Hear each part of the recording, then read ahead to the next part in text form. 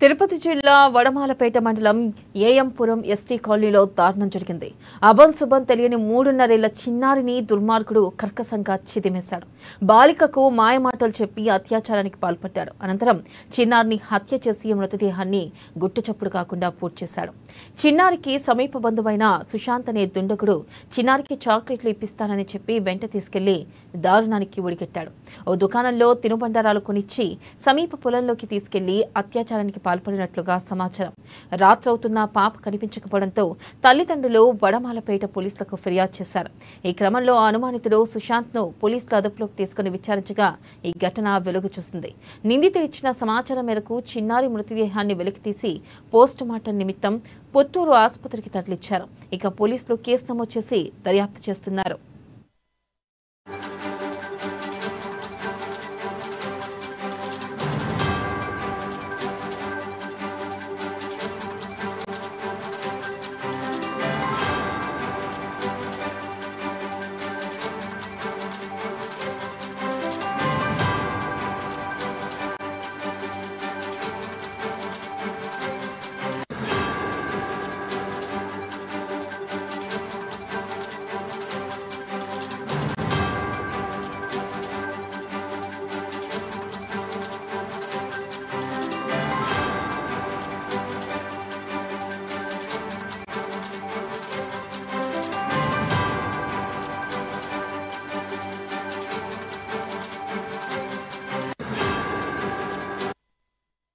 తిరుపతి జిల్లా వడమాలపేట మండలం ఏఎంపురం ఎస్టీ కాలనీలో దారుణం జరిగింది. అబన్ సుబం తెలియని 3.5 ఏళ్ల చిన్నారిని దుర్మార్గుడు కర్కశంగా చిదిమేశాడు.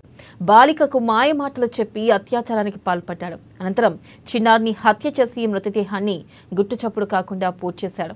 చిన్నారికి సమీప బంధువైన సుశాంత్ అనే దుండగుడు చిన్నారికి చాక్లెట్లు ఇప్పిస్తానని చెప్పి వెంట తీసుకెళ్లి దారుణానికి ఒడిగట్టాడు. ఓ దుకాణంలో తినుబండారాలు కొనిచ్చి సమీప పొలంలోకి తీసుకెళ్లి అత్యాచారానికి పాల్పడినట్లుగా సమాచారం.